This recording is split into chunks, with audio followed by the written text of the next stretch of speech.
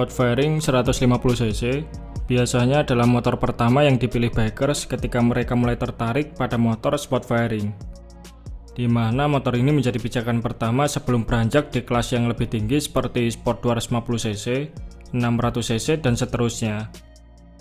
Nah, ngomongin seputar sport fairing 150cc, di segmen ini pabrikan Yamaha mempunyai jagoan YZF R15 yang ditujukan untuk bersaing dengan Honda CBR 150R dan juga Suzuki GSX-R 150. R15 sendiri mulai dijual resmi di Indonesia sejak generasi kedua atau R15 V2, sedangkan generasi pertama motor ini hanya dijual resmi di pasaran India. Namun sebenarnya R15 versi pertama ini juga pernah mengaspal di Indonesia melalui jalur importer umum, dan peminatnya kala itu tidaklah banyak, dikarenakan statusnya CPU India membuat bandrol harganya menyentuh angka 40 jutaan. Tampilan R15 generasi pertama ini sangat mirip dengan Vixion Old yang diberi fairing, yang mana berkat kemiripannya tersebut, motor ini menjadi pemicu tren modifikasi Vixion fairing. Tak heran, saat itu ada banyak sekali pengguna Vixion yang memodifikasi motor mereka dengan fairing replika R15. Bahkan ada pula yang sempat mendatangkan fairing set original motor ini dari India. Karena melihat antusias bikers Indonesia pada YZF R15 ini, akhirnya pada tahun 2014, Yamaha memutuskan untuk memboyong R15 V2 ke Indonesia. Basic YZF R15 yang tak berbeda jauh dari Yamaha Vixion membuat Yamaha Indonesia tidak kesulitan untuk melokalkan produksi R15 V2 ini. Meski kabarnya beberapa komponen masih didatangkan dari India, R15 generasi kedua ini dirakit secara lokal di Indonesia dengan beberapa revisi pada bagian partsnya untuk menyesuaikan selera pasar, sehingga bandrol harganya bisa jauh lebih ditekan menjadi 28 jutaan. Tak butuh waktu lama, R15 V2 pun menjadi sport 150cc populer di Indonesia. Desain fairing keren bergaya YZF Versik lengkap dengan swing arm banana, ditambah lagi bandrol harganya yang jauh lebih terjangkau, sukses mengantarkan R15 V2 dalam melibas kompetitornya CBR 150R Sempak, yang saat itu dibanderol 40 jutaan, karena statusnya masih didatangkan secara CBU dari Thailand. Kesuksesan R15 V2 kemudian dilanjutkan oleh R15 generasi ketiga, atau disebut juga sebagai R15 V3. Indonesia menjadi tempat peluncuran pertama R15 V3 pada tanggal 23 Januari 2017. Langkah Yamaha dalam menyegarkan YZF R15 V3 ini dinilai cukup berani. Pasalnya R15 V3 tampil mengusung perubahan signifikan, mulai dari segi desain, mesin, sampai fitur-fiturnya. Ciri khas desain R15 V2 telah ditinggalkan sepenuhnya dan diganti dengan styling desain baru seperti pada bagian lampu berubah lebih sipit, tangki dan fairing berdimensi besar, stang underyoke, velg baru, serta buntut belakang mirip YZF R1 yang secara keseluruhan membuat tampilannya terkesan lebih mogeluk, sporty sekaligus agresif.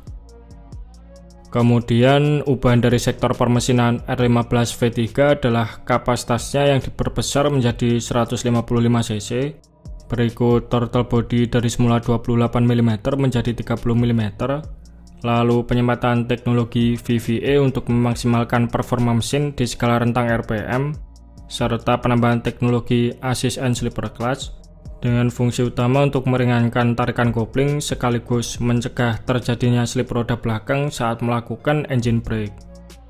Hasilnya, berkat perubahan ini, output tenaga R15 V3 meningkat di angka 19 horsepower di 10.000 rpm dan torsi puncak 14,7 Nm pada 8.500 rpm.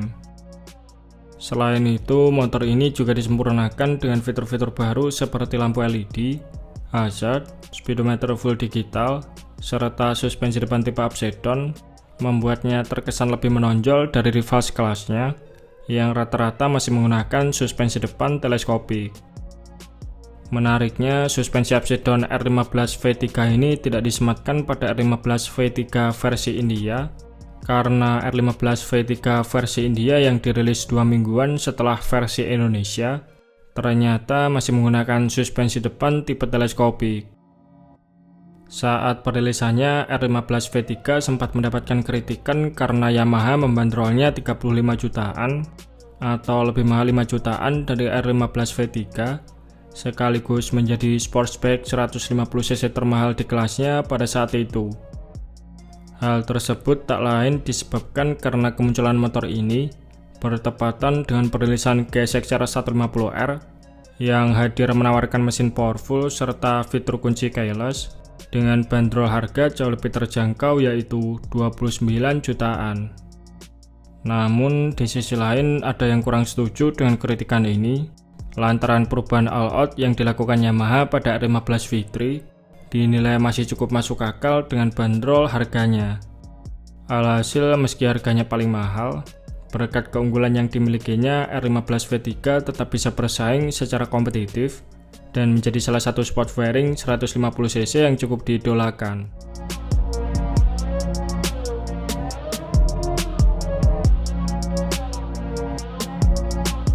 Setelah hampir 5 tahun masa bakti R15 V3, pada Desember 2021 Yamaha Indonesia resmi merilis YZF-R15 generasi keempat.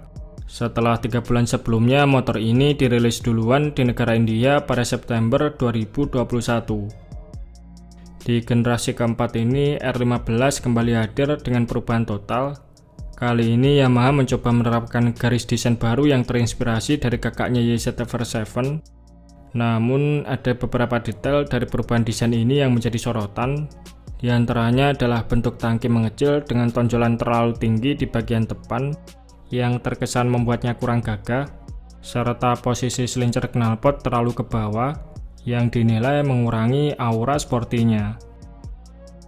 Beberapa detail kontroversi tersebut terkadang membuat R15 V4 terlihat agak aneh, terutama jika dilihat dari samping.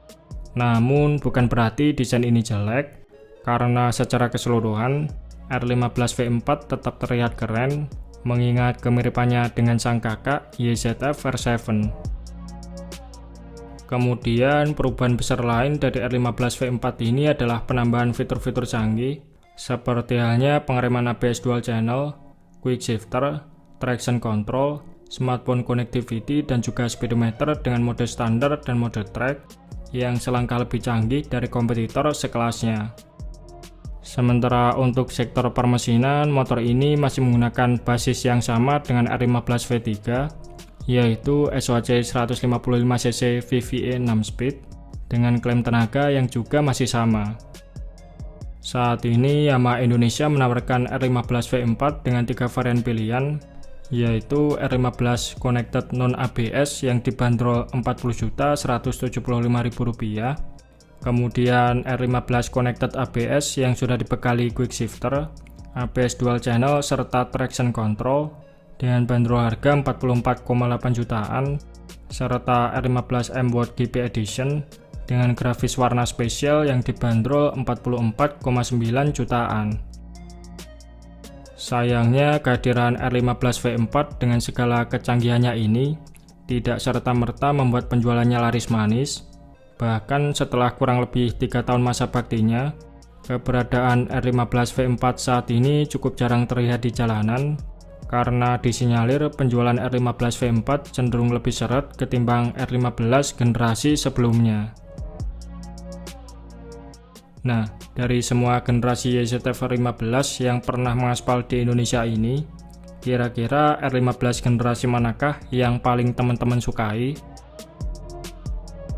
Oke, mungkin itu saja sedikit pembahasan kita di video kali ini. Terima kasih sudah menonton. Sampai jumpa di video-video Bang Rossi selanjutnya.